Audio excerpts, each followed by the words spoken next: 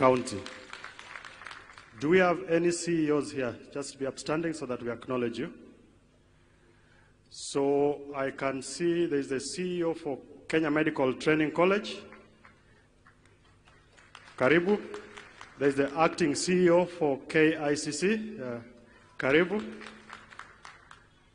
I think that was my assignment. And there's a CEO for Kengen down there. Karibu sana. All those who serve in various parastatals as board members, could you just be upstanding so that we also appreciate you, and the board chairman. Asanteni sana. Your Excellency, we still say thank you for the support and the guidance that you give us so that we serve the people of Kenya. Asanteni sana. CS Owalo, tafadhali.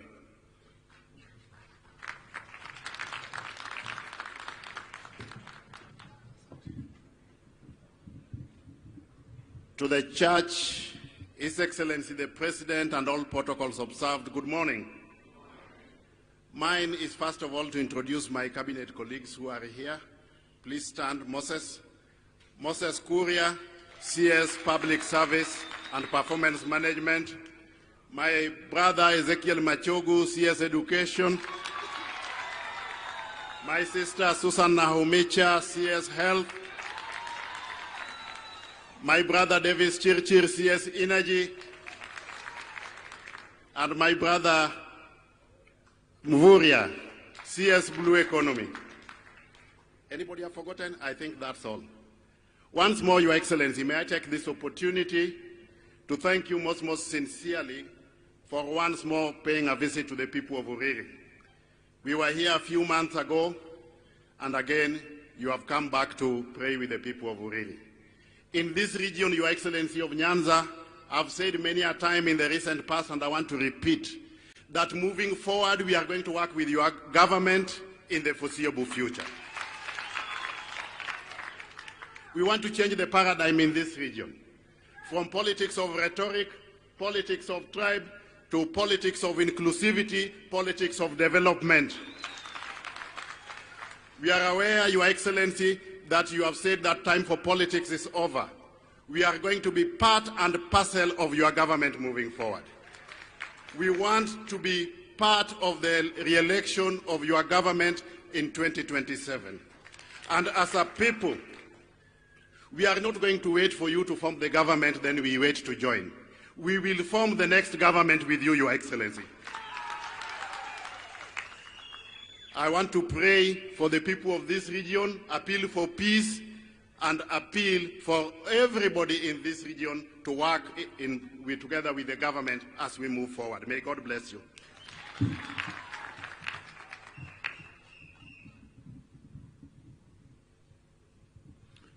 Aliye na macho,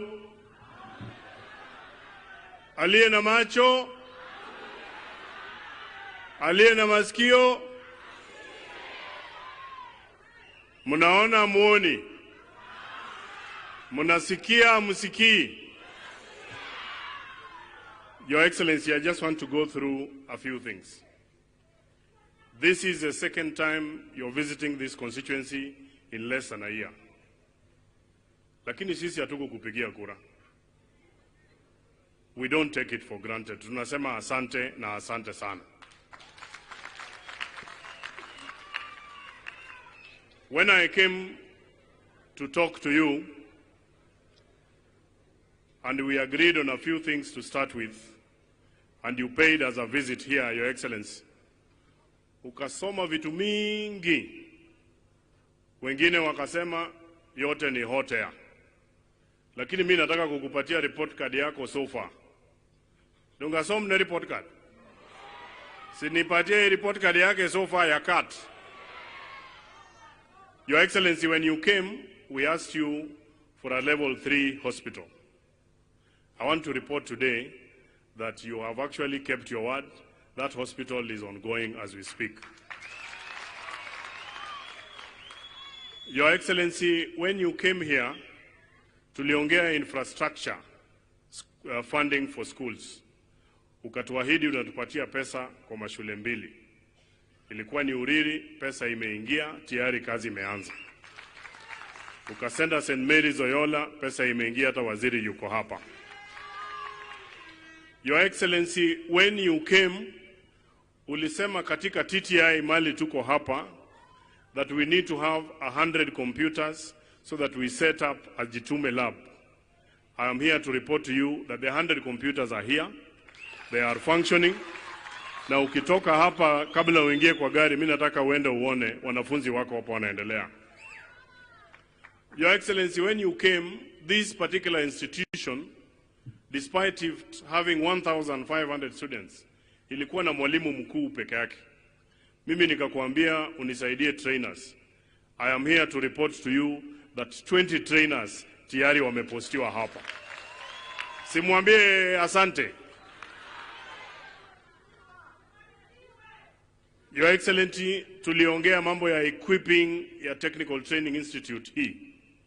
Na ukaniambia wakati procurement itaisha, equipment itakuja.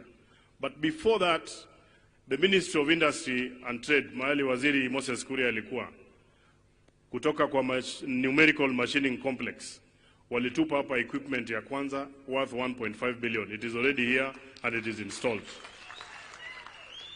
When you came, we did not have a functioning board for this institution. Today we have a chair and the board members are also there. Board wako wapi wasimame tuwasalimie. Na board hii imesimamiwa na Paul Odola. Paul Odola is a former MD wa Sony.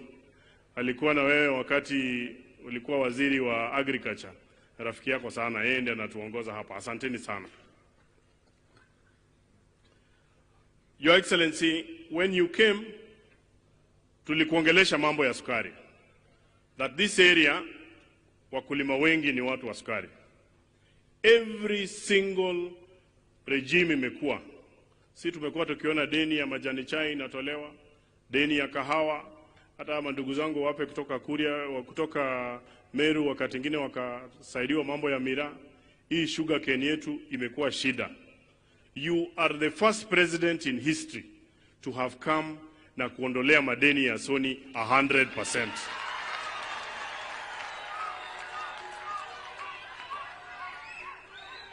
And as we speak, mimi najua tukitoka hapa tunaenda kule Sony. Tunasema asante.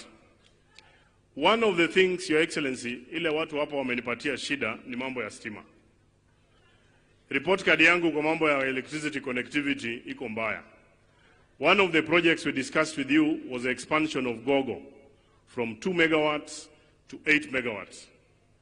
Wewe ulikoa kidogo, jana waziri Chirchir na MD wa Kengen yuko hapa, tulikuwa nao kule Gogo. Wameshapata ule mtu anaenda kufadhili hiyo mambo. Ameniambia kesho on Monday kutakuwa na matangazo na hiyo kazi itaendelea at almost about 3.4 billion. Ber kosok ber. Ber kosok ber. Your Excellency, when you came, hii list ni refu. Tulikuambia sisi watu wa Migori, airport yetu haifanyi. Wewe ukaambia waziri wako Mukomen, na sisi viongozi wote tukaungana. Saizi hata mimi sikuji na gari. Na unajua sisi Wajaluo tunapenda ndege. Saizi naingia hapa Migori, mimi nakuja pole pole. Kwa hivyo mimi nataka kuwauliza nyinyi wananchi, huyu rais ametimiza ahadi hajatimiza? Wangapi anasema ametimiza ahadi so far? So mimi nilisema wale wanaongea wacha waongee. Ikifika usiku wanafanya nini? Nilisema wacha waongee, ikifika usiku watafanya nini? Unajua hata ule mtoto anapiga kelele sana sana mchana, ikifika usiku analala fofofu.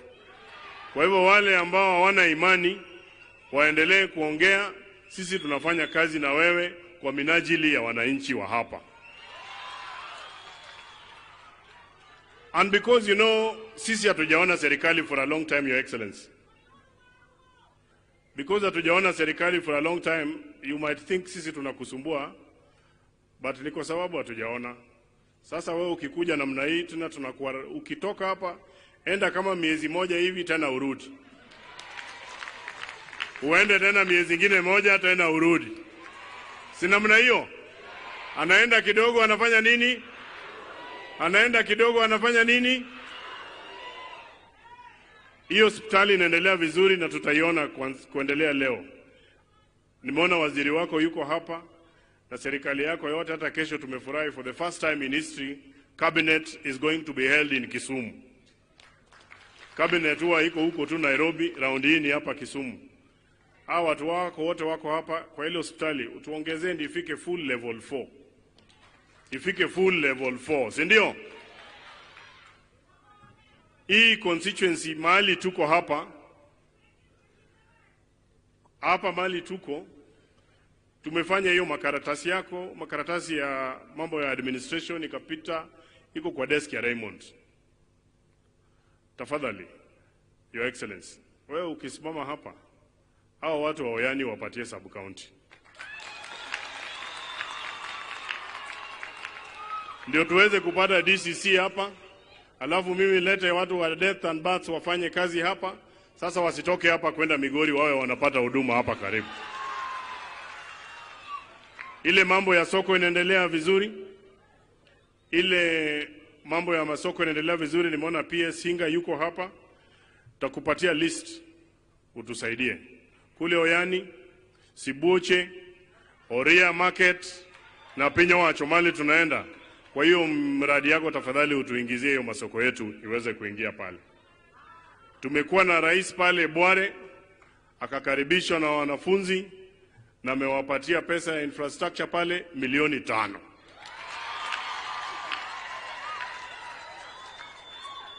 Nikimalizia, Your Excellency, 1500 students wako kwa hii building. Waziri yuko hapa, mkipata kitu kidogo mtusaidie so that we build a new block, because we can't even accommodate the number of people that we want. Ya mwisho, because majirani wangu, my colleague MPs, kwa sababu ya mashughuli kidogo kidogo hawakufika hapa. When you're coming the next time, utusaidie ile mambo ya irrigation ya Nyatike irudi iingie, ndio hao watu waweze kusaidika, wazalishe chakula kule, sisi tuanze kumalizana na hii mambo ya njaa. Huko Nyatike pia iko jambo inaleta tatizo kidogo. There was a land that was gazetted hapo Makalda, ilikuwa wameigazette kama forest, na iko watu wanaishi ndani. Sasa sisi tunaomba utukubalie na waziri wako na your officials, tutafute ka delegation tukae nao chini, ndio wale watu wa pale maisha yao isiweze kuharibika. Hawacho kosoka wacho. Hawacho kosoka wacho. Ya mwisho kabla nimuite governor. Sisi sasa hapa, Your Excellency, ile uoga ya kufanywa namna hii na unaingia ndani ya maji imeisha. Imeisha. Sisi tumetafuta kufanya na serikali for a long time. Alafu wewe ukuje ukae na sisi karibu namna hii, alafu tutoroke tukuache. Hii serikali yako sisi tunaingia ndani kabisa. Kwa hivyo kama kukuwa na nafasi, jaribu kusongeza namna hii, sisi tunaingia. Wadonje kosoko wadonje. Dongo miwa mia nafasi mondo wati kode. Mondo jopinyo yud maendeleo. Jiadima wachanu wamed tiyo girais. Kwa hayo mengi, I want to also thank the church finally. Hii makanisa 44 churches, they are doing a very good job. Hata vile ona hapa wamefanya muungano, tayari wamekusanya karibu milioni 6 kuwasaidia kidogo. Kwa sababu hatuwezi fanya ile harambee ya kawaida. Wale marafiki zangu walikuja, tutawawekea tu kitu, nao pia waendelee kujisaidia. Na wao wametuombea sana. Ukiona leo, because when leaders come together, great things happen. I want to thank you, Bwana Governor, for finding it proper to come today so that we welcome the President to this great nation. And because we are all elected to serve these people, I just want to urge you, let us partner, tuweke mahitaji ya wananchi hawa mbele. Si ndio? Ile yetu tunaweza weka kando na tufanye kazi tuendelee mbele. With those very many remarks. Let me take this opportunity to invite the Governor, Dr. Chila Yako, aje kuwasalimia.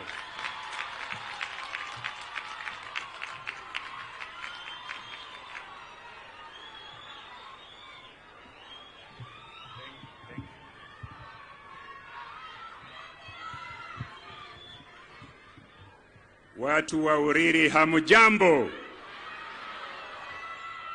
Mheshimiwa Rais, waheshimiwa wabunge wale wako hapa, mawaziri, Wakristo, Nyasaye ber, toseche duto. Asante sana. Mheshimiwa Rais, mimi niko na furaha sana kwa sababu umetutembelea hapa Migori County, na hapa niko na serikali yangu yote na hata deputy wangu wako pale. Dr. Mairi, ebu simama, Rais akuone, na wale mawaziri tuko nao hapa, mawaziri wa jimbo la Migori, msimame tafadhali. Asante sana. Mheshimiwa Rais, we are in Migori County, a very prayerful county. We are in Uriri, a very prayerful place and a place of diversity. Your Excellency, we have come here today to draw wisdom from the honor of wisdom. We have come here today, Your Excellency, to draw strength and leadership from the honor of strength and leadership. I am happy that you are here in Uriri, in Migori County, to get the wisdom and the strength of God to lead this nation. I want to take this opportunity to thank the clergy. These people serve without a salary. These people serve without tiring. So I want to thank you, the clergy, for making this day a day of prayer. And I want to thank His Excellency, the President, for finding time to pray with us here in Uriri, here in Migori County. May the God who blesses all of us, who gives us power, give the President power, and give all of us power to live together. Mheshimiwa Rais, nataka kusema tu machache. Mimi niko hapa kwa njia mingi. Many people, hata mheshimiwa wa hapa, ajui mimi nilikuwa pamoja university na His Excellency the President. Hata kabla haje hapa, 2 days ago, I called him and assured him that he is welcome to Migori anytime and that we will welcome him all the time. So, I am here as a person who is in constant communication with the President and also a person who joined Parliament with him at the same time.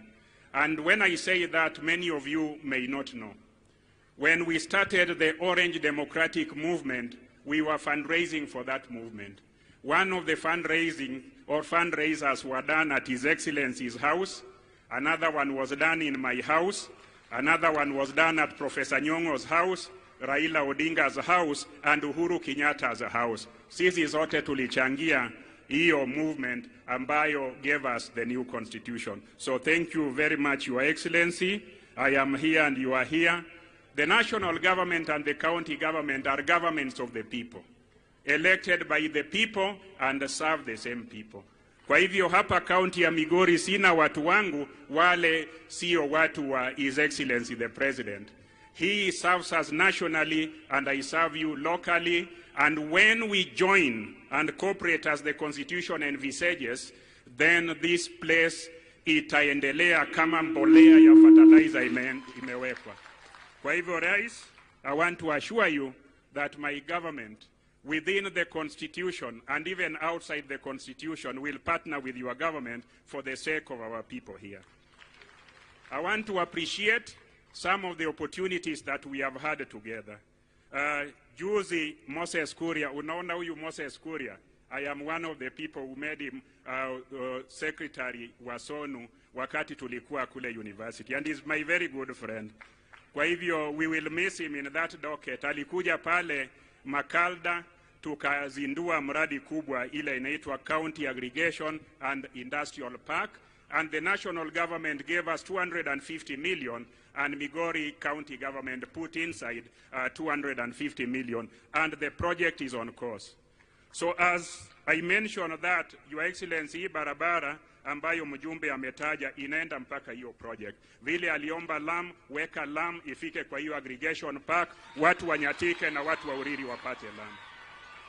As I stand here, Your Excellency, your government and my government are working very closely to ensure that our people have markets. We have a market that was advertised and is about to be constructed at Riosiri in Rongo. We have a market that was advertised and is about to be constructed at Ranen in Awendo. We have a market that was advertised and is about to be constructed at Sibuoche in Uriri. We have a market that was advertised and is about to be constructed at Wathongeri in Nyatike, na tuko na ya Masara, na tuko ya Osingo hapa, na ya Ntimaru, na ya Kihancha. This is courtesy of the partnership that the national government has with the county government for the sake of our people. So many people may be talking about our differences. Governments never have differences. Individuals may have differences, but governments belong to the people and must serve the people without discrimination. So I am here in my official capacity to seek strength from God and also to ask Your Excellency to be strong. Vile Mheshimiwa Nyamita alisema haukupata kura hapa, wewe ndio rais wa watu wa hapa. Na hao watu wakikuomba, wanakuomba kama wanaomba rais wao. Kwa hivyo sisi tunakuomba, eneo tuko hapa, Waluya wako wengi sana, wakati kuna nafasi ya ajira hapa Kenya, usiangalie jina ya Wajaluo pekee, angalia jina ya Waluya wa hapa pia.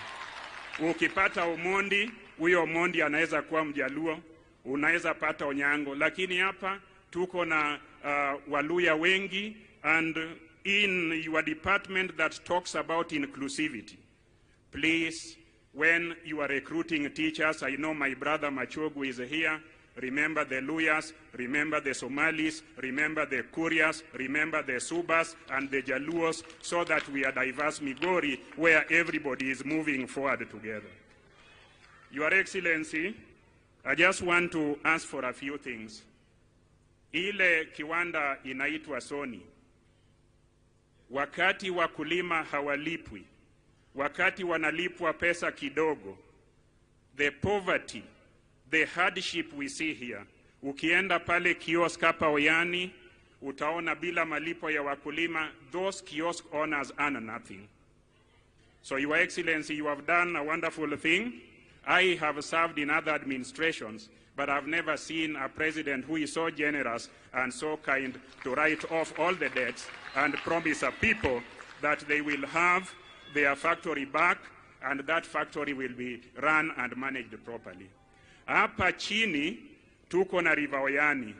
Hii Oyani River ndio inatusaidia maji ya Migori Township na kwingine. Hapa Oyani mahali tunatoa hiyo maji, we need additional resources that you can direct the Ministry of Water to devolve. When you devolve those resources, there are people living around there wale wanahitaji compensation. Hiyo shamba tu ndio wako nayo. Sasa tunaitumia kwa njia ya maji na hao hawajapata compensation. Kindly include that as a directive. Your Excellency, the people around here give us water, but we do not have as a county enough resources to give them water, piped water. Niongezee pesa kidogo nisambaze maji hapa Oyani, kule Uriri, na kila sehemu hapa Uriri, because you cannot be the source of water yet you are thirsty. Au sio? And Your Excellency, kwa sababu leo ni siku yako, sitaki kusema mengi. I just want to tell you that the Constitution, as you designed and I designed when we were demonstrating for it, that Constitution envisaged a situation where the president of a nation may be of a different political party like it is today, and the governor of a county is of a different political party as it is today. But these are people's government, and for the sake of implementing the Constitution, let us create a culture of working together irrespective of our political parties and our political differences. These people have no time to waste. They need money, they need food, they need employment, and they need growth. With those very many remarks, Your Excellency, sitaki kukupotezea muda, nataka kukualika sasa kama mkubwa wa Wakenya wote, na naomba wananchi wote wasimame tumkaribishe His Excellency.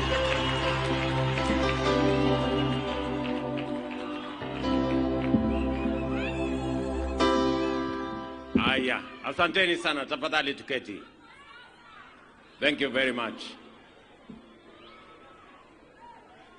Viongozi wetu wa kanisa, maaskofu walio hapa, pamoja na viongozi wote,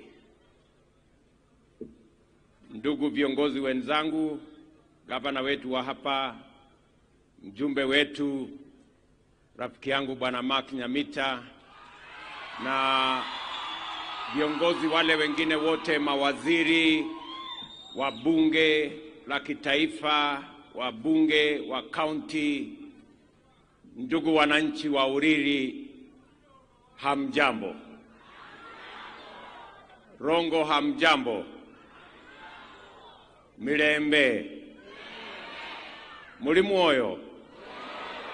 Muri baramu. Musangalire. Amoso ujodhurwa. Mimi nimeambiwa hapa mnaelewa lugha zote.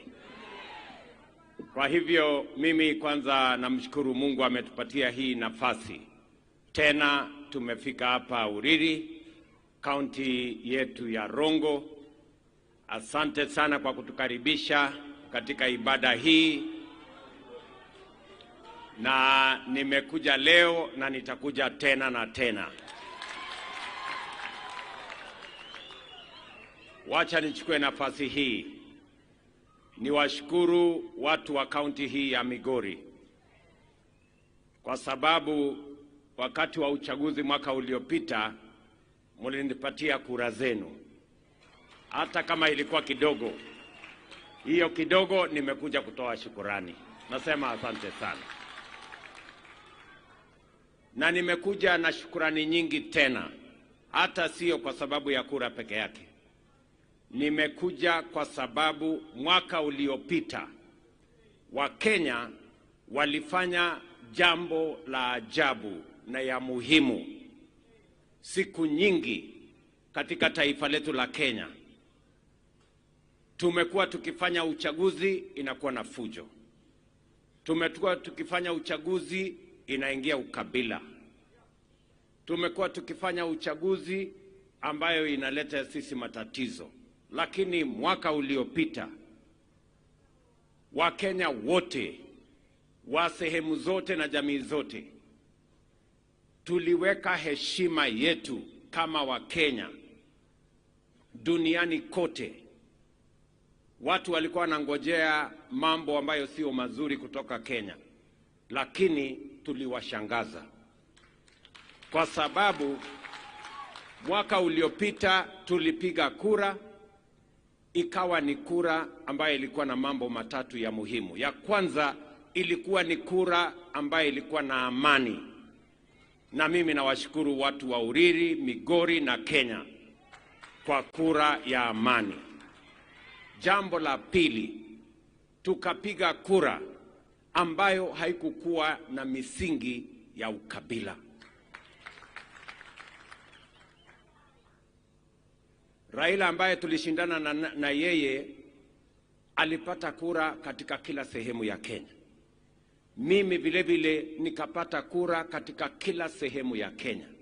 In fact, for the first time, a president was elected in Kenya with 25% in 39 counties for the first time. That was not the case in 2013. That was not the case in 2017. For the first time, we had an election where a president was elected with a majority of Kenyans from every county or most counties in Kenya. Na jambo la tatu ambayo ilikuwa ni ya muhimu ni kwamba kwa mara ya kwanza Kenya ilijulikana na uchaguzi ulijulikana kwamba wenye kuamua ni wananchi na Mungu.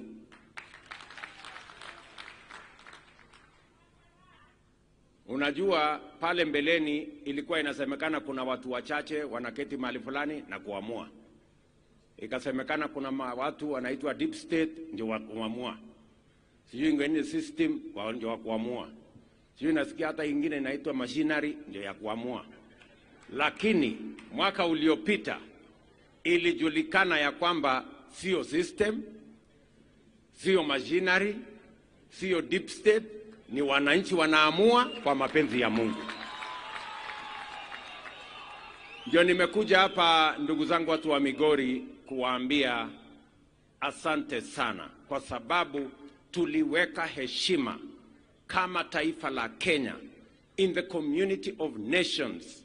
We demonstrated that we are a truly democratic country where the citizens have a say and where ethnicity and violence have no say in our elections. Na mimi nataka tukubaliane, na ndio mmeniona nimekuja hapa. Na nimekuja hapa mara nyingi. Na sijakuja kwa sababu nimekosa mahali ya kwenda, nimekuja makusudi.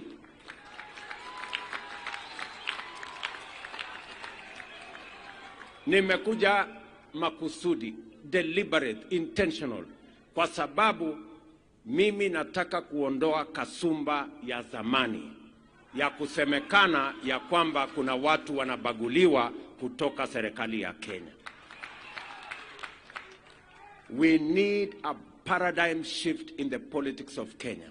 And that is why I want to say, without fear of any contradiction, that we are going to have a new dispensation in Kenya, where development, working together as a nation, is not going to be on the basis of what community you come from or what party you voted for. It is going to be on the basis of how much resources we have raised together as the people of Kenya using our taxes, and how all of us, without discrimination, are going to benefit from those resources on the programs, on the projects that will be rolled over across Kenya. Hiyo ndio msimamo wa taifa letu la Kenya. Na mimi nataka niwahakikishie mjumbe wenu huyu Mheshimiwa Nyamita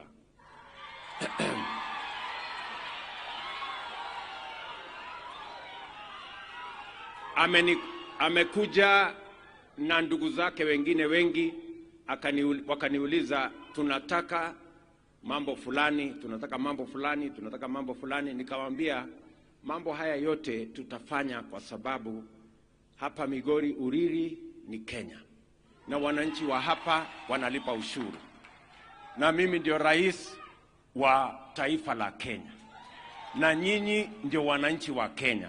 Kwa hivyo serikali hii ni serikali yenu. Ni kweli ama si kweli? Tunaelewana? So msikuwe na wasiwasi ya kwamba kutatokea na hili ama lile. We are going to work together as the people of Kenya. We are going to work together. We are stronger as a nation together. We are weaker when we are divided.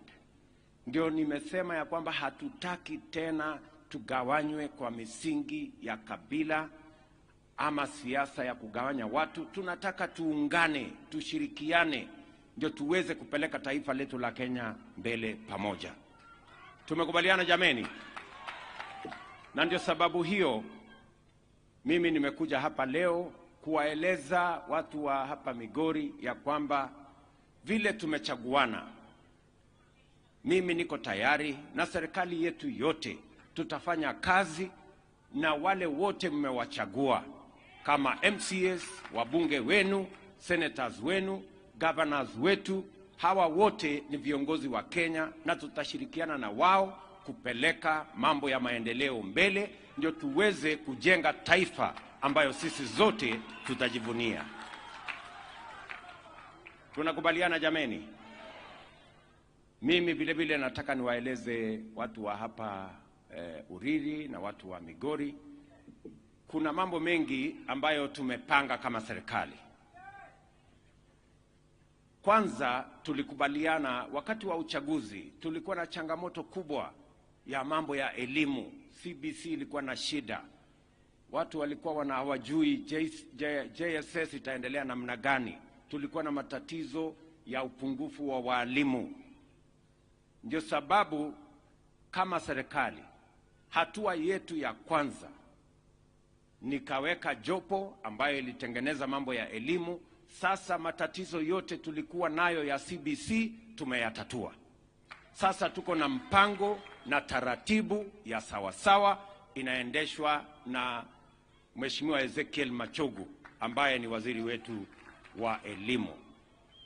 Na ndio ni sababu hiyo hapa Migori from January, kutoka Januari mpaka saa hizi hapa Migori tumeajiri walimu 1368. For the first time in 1 year in the history of Kenya, that number of teachers have never been hired by any administration. Na ni kwa sababu tunaamini ya kwamba elimu ndio inatupatia usawa. Elimu ndio inafanya mtoto wa tajiri awe sawa na mtoto wa maskini. Nyinyi mnanielewa? Na ndio sababu mwaka huu tumepitisha the biggest budget on matters education, because education is the one that equalizes the fortunes of all our children irrespective of their financial background of their parents or financial backgrounds of their communities. Sisi wote tunatembea pamoja. Vile vile tumebadilisha pia mfumo wa vile watoto wetu watasoma katika TVET na university. Pale nyuma watoto wa jamii ambazo wako na mapato ya chini wengi walikuwa hawaendi TVET, hawaendi university kwa sababu kulikuwa na matatizo. Universities zetu, TVET zetu ilikuwa na matatizo mengi ya madeni. Na ndio sababu tumebadilisha sasa, hatutakuwa tunapatia pesa university waamue vile watafanya. Hapana. Tumebadilisha sasa, tutakuwa tuna identify kila mwanafunzi tunampatia basari. Ndio aende asome tukijua huyu mwanafunzi atasoma na atamaliza shule. Tunaelewana jameni? Na katika hiyo mfumo tumesema wale watoto wa kutoka jamii za mapato ya chini tunawapatia 100% scholarship. Lakini watoto wa William Ruto na huyu Ochilo yako na huyu Makinyamita, kwa sababu tuko na mshahara, watapatiwa 70%, hiyo ingine sisi tulipe kwa sababu tuko na mshahara. Iko makosa huyu gavana angelipa pesa ya mtoto yake kusoma? Si yako na mshahara na pesa? Na mimi nikilipa iko makosa? Sasa hiyo ndio story. Sijui kama tunaelewana. Tuko pamoja?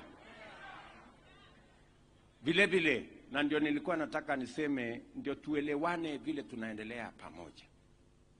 Kwa sababu kuna watu wengine wanalalamikia ati mbona serikali imesema kuna watoto wataenda university na watalipa sehemu kidogo. Na nimesema yes, kama wewe uko na mapato ya juu, iko haja gani sisi kurundika madeni kwa university, na hiyo madeni inaharibu university, inaharibu masomo yetu, na sisi wengine tuko na uwezo wa kulipa. Hata saa hizi watoto wetu ya hawa wadosi mnaona wameketi hapa mbele, wamepatiwa maji ya kunywa. Watoto wao wanasoma katika academy, wanalipa shilingi 1,100, 1,200. Kama mtu anaweza kulipa 1,200 mtoto akiwa secondary school, akiambiwa alipe 30,000 mtoto aende university, kwa makosa? Bana. So hiyo ndio maneno. That's what we want to do. Jambo la pili, mumeniuliza wakati nilikuja hapa, mkaniambia ya kwamba Technical Training College yenu ya Uriri hii ilikuwa na mwalimu mkuu peke yake. Na niliwaeleza pale wakati tuliingia katika ofisi, tulikuta tuko na colleges kama hii nyingi ambazo hazikuwa na walimu. In the last 1 year, sasa tumeajiri trainers wengine 3,000 ambao watatusaidia kutusomeshea watoto wetu katika Technical Training College. Na ndio tumetuma trainers hapa 20 watakao sasa somesha watoto wa hapa, na tuhakikisha ya kwamba watoto wakikuja hapa kusoma wanapata kuna capitation ya kutosha, na wanapata kuna trainers ambao watasaidia hawa katika training, kwa sababu tunatambua ya kwamba human capital ndio resource ama rasilimali kubwa ambayo tuko nayo kama Wakenya. Vile vile niliwaahidi ya kwamba tutawapangia mambo ya equipment. Nitasafiri wiki ijayo kwenda kuweka sahihi mambo ya equipment ya technical training colleges yetu 70. Moja ya hizo 70 ni hii yenu ya Uriri. Tumeelewana? Kwa sababu we want to build a strong human capital base so that we can use our young people, our talent, our expertise, and our education to transform the economy of our country. Na hiyo kazi tutafanya kwa ushirikiano. Vile vile, wakati nilikuja hapa, niliwaeleza ya kwamba tutafanyia mambo kampuni zetu ambazo ni za sukari. Kilimo ya sukari imepata matatizo makubwa. Kule Mumias ilikuwa na matatizo makubwa. Kule Nzoia hivyo hivyo. Chemelil namna hiyo. Moroni namna hiyo. Hapa Soni kulikuwa na problems. Na niliwaambia ya kwamba we are going to work on the transformation of this sector. Saa hizi tunatumia pesa zetu nyingi kuagiza sukari kutoka nje, ili hali tuko na uwezo wa kuzalisha kiasi kikubwa kupitia kwa kilimo ya miwa, tuwe na sukari ya kutosha, wakulima wetu wapate mapato, tuajiri vijana wetu zaidi, na tuzalishe uchumi wa taifa letu. Na ndio sababu hiyo niliwaeleza katika baraza la mawaziri, tumefanya hesabu ya ile madeni ambayo inagandamiza hizi kampuni zetu. Na ndio sababu hiyo tulifanya hesabu, tukakuta tuko na deni ama hizi kampuni wako na deni ya bilioni 117. Mnaona hiyo tabu tuko naye? Nyinyi mnajua kuhesabu bilioni? Sasa bilioni 117. So tumepitisha kwenye baraza la mawaziri write off ya hizo madeni. Na mimi nataka nishukuru bunge letu pia wamepitisha kuondoa hiyo madeni. Nyingi ni taxes ya serikali, nyingi ni madeni ya mabenki, nyingi ni nini. So sasa tumepitisha, wiki hii tumepatiwa certificate sasa kutoka bunge ya write off ya hizo madeni yote. Kwa wiki 2, 3, 4 zijazo tutatangaza sasa rasmi vile hizi kampuni zitaendelea mbele ikisimamiwa kwa njia ya sawasawa. Katika hiyo mpango ya write off, wakulima wenu wa hapa Soni walipeleka miwa yao kule Soni, miwa ikaenda, hawajalipwa, si ndio? Sasa imebidi mimi niende nitafute pesa kutoka Wakenya, pesa ya taxes ya Wakenya kuja kulipa wakulima wa hapa Soni. Swali ile mimi nauliza, mwenye alichukua miwa ya hawa wakulima alipeleka wapi? Ndio niende mimi nitafute pesa ya Wakenya ambaye ningetumia kununua dawa na kufanya mambo ingine, nikuje nilipe miwa ambaye mtu fulani alichukua akasiaga akauza na mkulima akapata zero. Nyenye mnanisikia? Mnaelewa hii hesabu si iko kombo?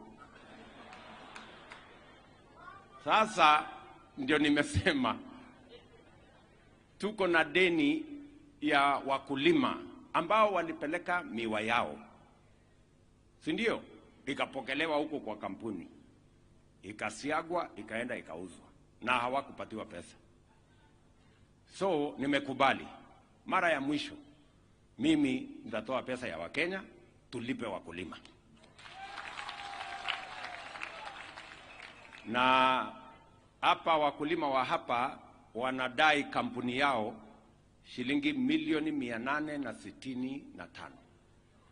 So hiyo pesa nitatafuta, tutakuja kulipa kabla ya Disemba. Lakini vile vile hapana, haiwezi kwenda tu hivyo. Ama namna gani? Hawa watu lazima niwakalie ngumu kidogo. Si ndio? Hapana. Hawa watu ni wale wa mambo ngapi? Hawa ndio kurubio. So tumekubaliana, kwa sababu hii kizungumkuti ya kila wakati tunakuja tunatoa pesa ya serikali tunalipa wakulima, tunatoa pesa ya serikali tunalipa wakulima, is not going to continue. So tumekubaliana tutakuwa na mpango mpya ya vile hii kampuni itasimamiwa, ambayo itahakikisha ya kwamba wakulima wanapata haki yao, na vile vile wananchi wa hapa Migori, kwa sababu wametoa ardhi mahali nucleus iko, pia wapate kiasi ya mapato kutoka hiyo kampuni yetu ya Sony. Tunaelewana? Na mimi nataka nitoe onyo tayari. Unajua kuna watu wajeuri, wakora, wamezoea, wanazunguka sisi na hii kampuni all the time. Wanatupeleka kotini, sijui wanatupeleka wapi, sijui wanatupeleka wapi, sijui wanakoroga, kwa sababu wamezoea kutuibia. Mimi nataka niwaambie, waniangalie kwa macho vizuri. This time round, hakuna mambo ya ukora. We cannot continue to put public money in a hole where farmers have given their produce, it has been processed, it has been sold, and then they are not paid. And we have to look for money from Kenyans to come and pay farmers. That is not going to continue. Tunaelewana jameni? So, mutanipatie tu nafasi kidogo ninyoroshane na hawa wakora. Si ndio? So, tutalipa wakulima katika hiyo write-off ni karibu bilioni 1 na milioni 700 ya kutoka Sony kwenda Chemelil kwenda Moroni mpaka kule Nzoia pamoja na Mumias. Alafu tukishafanya hivyo, we are going to advertise so that we have a leasing program where we ensure that whoever will lease this facility, hakuna mambo ya privatization, mtu asiwaambie ati shamba ya Sony itapelekwa na mtu, hakuna mambo ya privatization. We are going to lease na tuhakikishe ya kwamba yule ambaye tumempatia leasing tunakubaliana na yeye. Kwanza hii mtambo yetu imekuwa mzee. So we have to agree on how we are going to have a new mill that is going to serve us better, that's going to serve us efficiently, and farmers must be paid on time, and we eliminate the challenges that we have had in the past. Tumekubaliana watu wa Migori? Hiyo ni barabara mzuri ama tunataka tuendelee na ile kizungu ya zamani ya kuzungukana? Si namna hiyo? Jambo la 4, tumekubaliana vile vile ya kwamba wakati tunasonga mbele, huyu Nyamita aliniambia mko na hospitali hapa ilikuwa na matatizo. Inyo wacho. Hapo nitapitia hapo saa hizi. Waziri wetu wa afya yuko hapa, tutaenda pale. Tunataka kuwajengea hiyo hospitali, na mimi nashukuru gavana wetu amesema tutashirikiana katika ujenzi wa hiyo hospitali, na tuhakikishe ya kwamba afya inapatikana karibu na wananchi. Wiki iliyopita mnakumbuka tulianzisha pamoja na counties, na nakubaliana na gavana amesema ya kwamba katiba inatulazimu ya kwamba serikali ya kitaifa na serikali ya kaunti ifanye kazi kwa pamoja, kwa ushirikiano, ndio waweze kutekeleza yale mipango ambayo itashughulikia mahitaji ya Wakenya. Kwa hivyo tumekubaliana na kaunti ya Migori, vile tumekubaliana na kaunti zingine. Hapa Migori mko na community health promoters karibu 2600-700. Na nimekubali, tumetoa equipment kupitia kwa wizara. Equipment ya Migori ni ya karibu milioni 54 tayari imekuja hapa. Our community health promoters wote tutawapatia equipment ama vifaa ya kupima sukari, ya kupima mambo ya pressure, ya kupima magonjwa madogo madogo, na watafanyia hiyo huko nyumbani kabla hata hujaenda hospitali. Tunaelewana? Kwa sababu tunataka afya ipatikane kwa kijiji kabla hata hatujafika kwa hospitali. We are making sure that health is possible and is accessible at the lowest level possible. Na kila mwaka tutakuwa tunatoa pesa ya national government to Migori County, almost 54 million shillings every year. Na county government yenu itatoa kiasi hiyo hiyo. Tuunganishe ndio tulipe hawa community health promoters.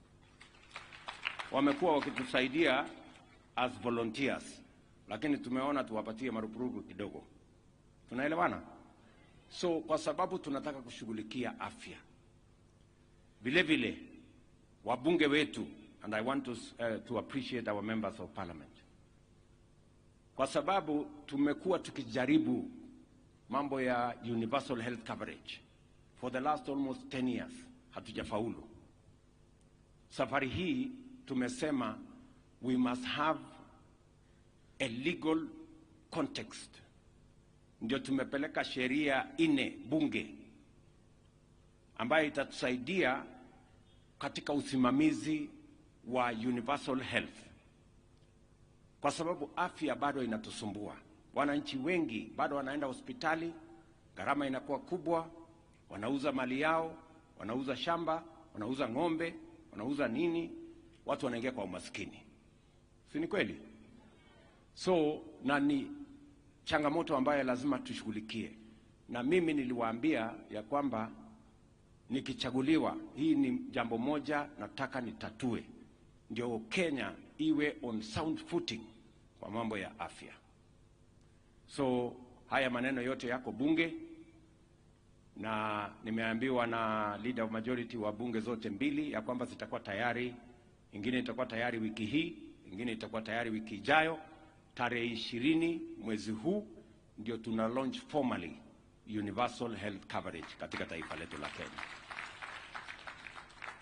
Na pia tumekubaliana katika hiyo mpango ya kwamba hata ile gharama, wacha niseme vizuri na ieleweke, ile gharama ya NHIF pia ilipwe kulingana na mapato ya mtu.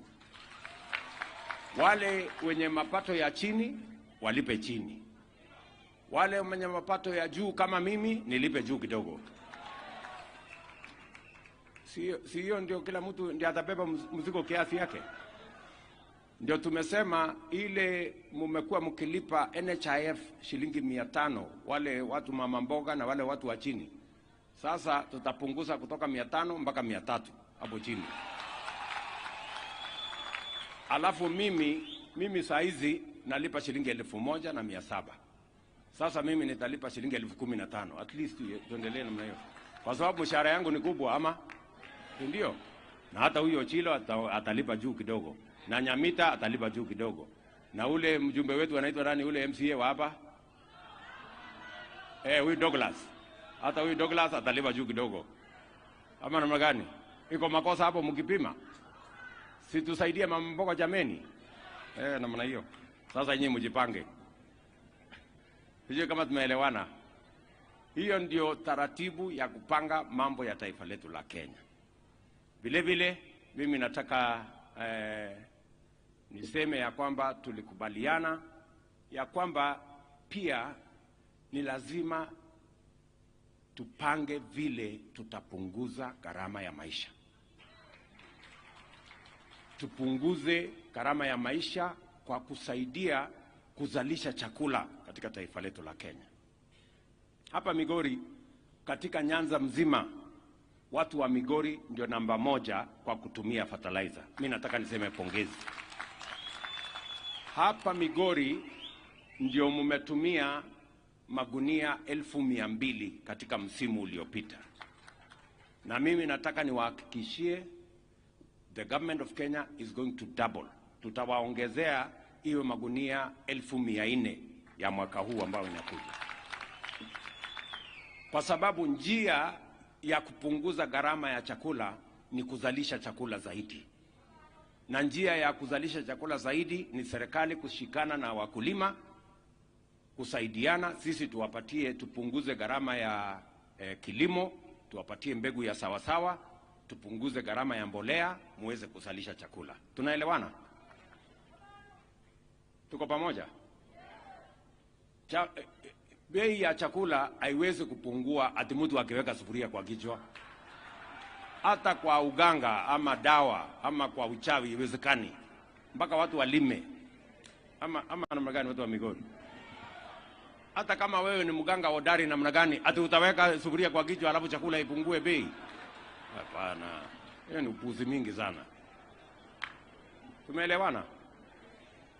Sababu hiyo vile vile watu wa Migori nataka mnisikize. Chakula sio mahindi peke yake, si ndio? Si hata samaki ni chakula. Na ndio sababu tumeweka pia mpango hapa Sori, kwa sababu tunataka hii Lake Victoria tuitumie na wavuvi wetu tuwasaidie waweze kuvua samaki nyingi, ndio tuweze kuweka chakula katika meza ya Wakenya katika kwa bei nafuu. Nimekuja hapa Ijumaa pale Kabonyo, tumeweka mtambo mkubwa ya karibu shilingi bilioni 1 ambaye itatusaidia katika hatchery kuzalisha fingerlings ya samaki milioni 7 kila mwezi, ambayo tutatumia restocking ya Lake Victoria. Tutakuwa tunaweka katika Lake Victoria, kwa sababu ile fishing imeendelea pale, imepunguza idadi ya samaki. And we need to restock Lake Victoria so that we can use it as part of the mechanism to reduce the cost of living as we reduce the cost of food. So hiyo kiwanda nimeambia watengeneze in the next 9 months iwe tayari, ndio tuongeze samaki katika ziwa la Victoria. Hawa wavuvi wetu wakienda kututafutia samaki, watuletee samaki nyingi. Na jambo la pili, vile vile tumesema tutawasaidia kujenga landing sites hapa katika Lake Victoria, kutoka actually Busia mpaka hapa Migori. Tunajenga landing sites 8. Actually there are landing sites 10 tukiongeza zile za kule Busia. Hapa kwenu tunajenga Sori tayari tuko na landing site. Tunaweka pale mahali ya barafu, tunaweka pale cold rooms, tunaweka pale processing facility, ndio wavuvi wetu wakivua samaki isiharibike njiani. Tuwapatie infrastructure ambayo itatusaidia kuhakikisha kwamba ile samaki inafika sokoni bila kuharibika. Vile vile tunajenga soko ingine, tunajenga landing site ingine Got Kachola. Mnajua mahali Got Kachola iko? Mbona hamkai kama mnajua mahali Got Kachola iko? Au mnasema iko pande hii? Very good. Hiyo Got Kachola tunajenga pia hapo, tunaweka milioni ingine 100 kujenga fish landing site na infrastructure ambayo itasaidia nyinyi. So tutaongeza samaki kule baharini, kule ziwani, lakini vile vile tutasaidia nyinyi na infrastructure ya kutoa hiyo samaki na kusaidia wavuvi wetu as a mechanism of reducing the cost of living in the Republic of Kenya.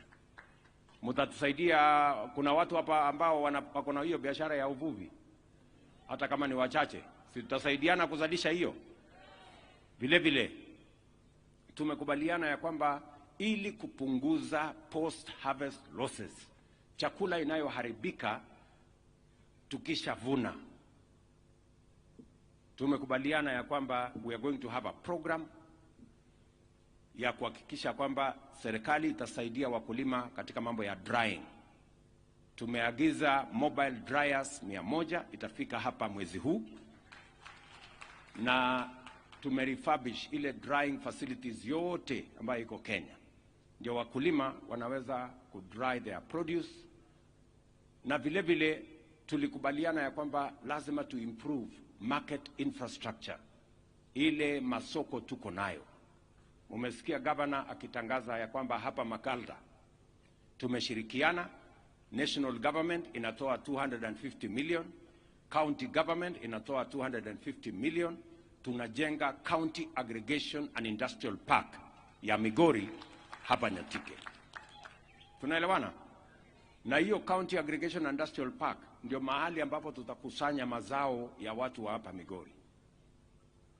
Tuwe na common user facilities ya value addition, ya agro processing, tuwapatie storage, hata cold rooms ipatikane pale, na pale ndio mahali tutapanga soko, ili wale brokers na cartels na wale wengine ambao wananyanyasa wakulima tuwaambie waacha kutafuta wakulima huko, tukutane kwa soko mahali tutapiga bei tukiwa pamoja. Nyinyi mnanielewa? Na ndio the same infrastructure, ili iwe county, ile county aggregation iendelee sawa sawa. Vile vile lazima tuwe na masoko ingine ambayo itasupport. Na ndio mmesikia PS wangu wa mambo ya housing yuko hapa, huyu muungwana anaitwa Charles. Tumekubaliana tunajenga soko Ranen, naweka hapo soko kubwa. Tumekubaliana tunajenga soko Riosiri. Tumekubaliana tunajenga soko hapa mahali mnaitwa nini hapa? Sibuoche.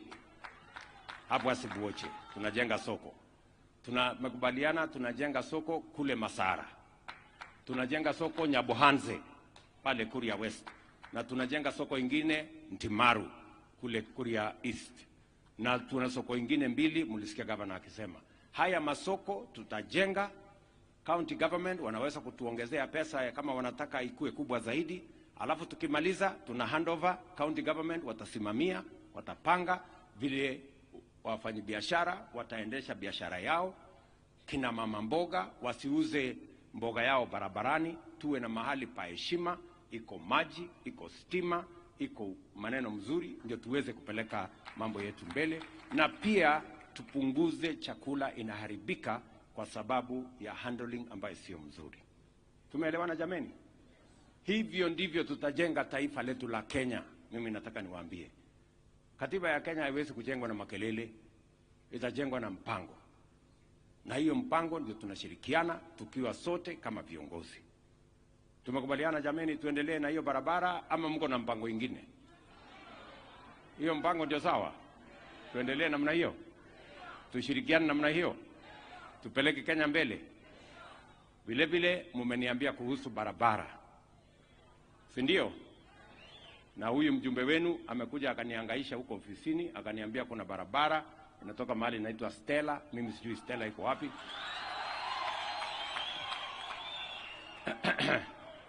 Inapitia hapo mahali mmesema inaitwa Sibuoche, inaenda Gogo mpaka kule Wayani.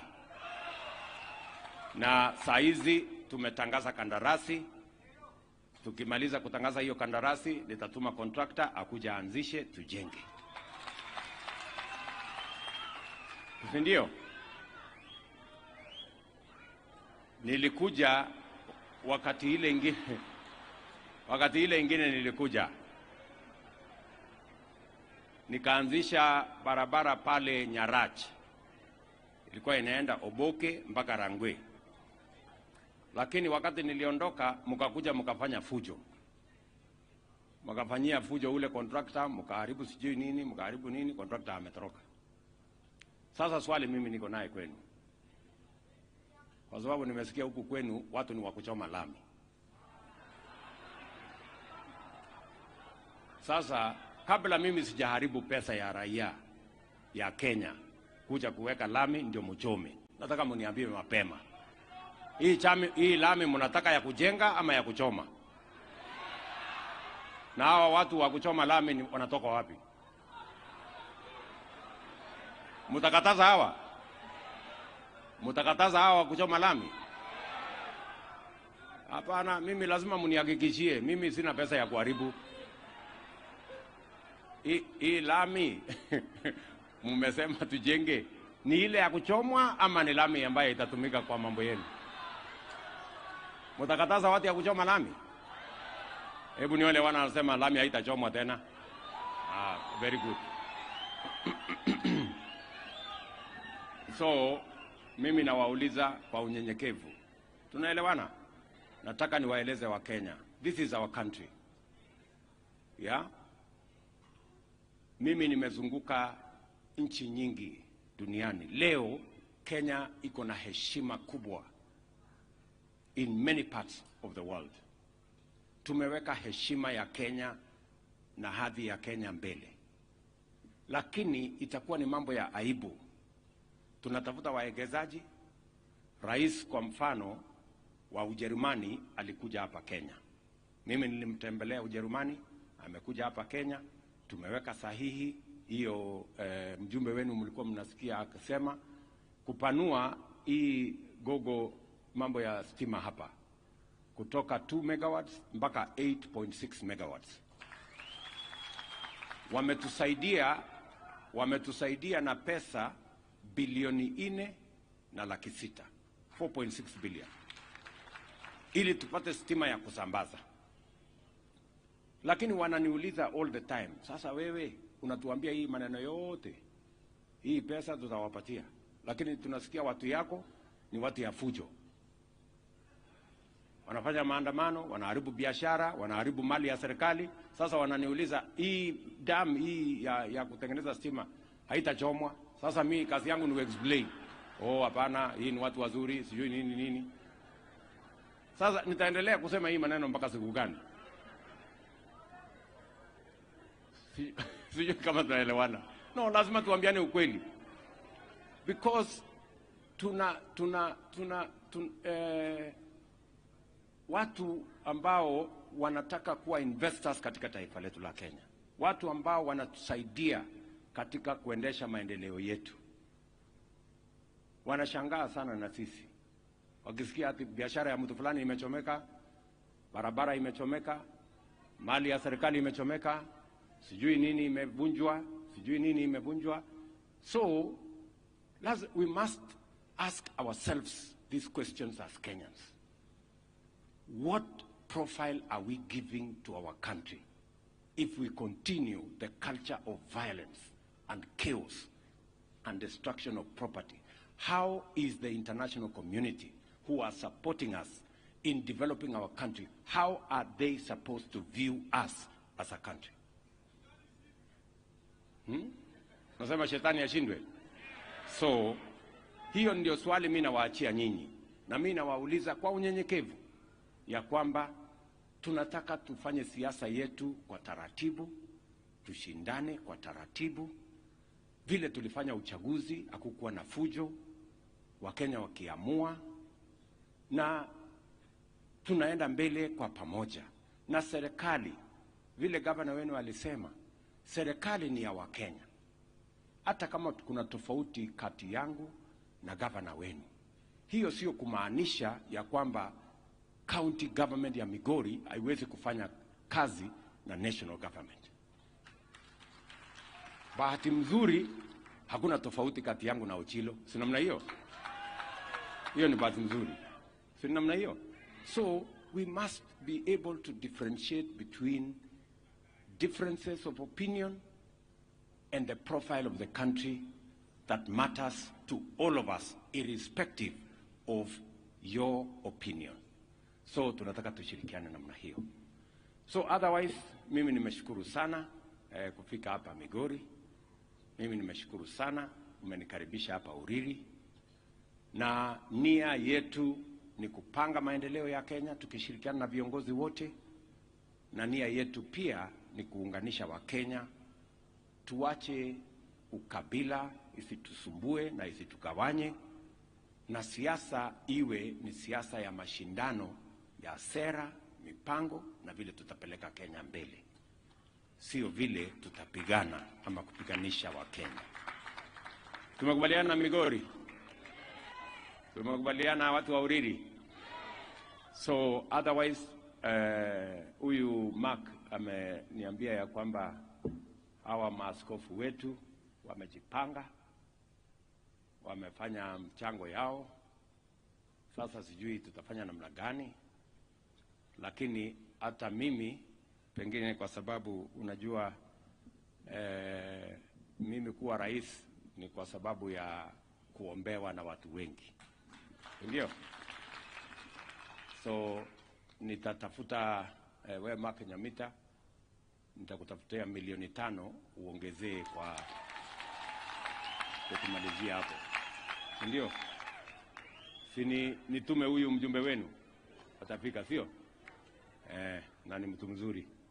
So otherwise, kwa heshimiwa wote ambao wako hapa, nataka niseme asante sana.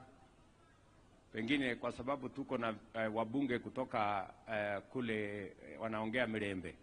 Wewe Shinali, wewe ndio chairman ya wabunge wa Western. Si ukuja hapa usemeko Kiluya kidogo tusikie? Karibu sana.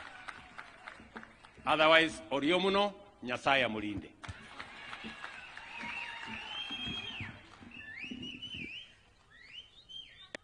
Rais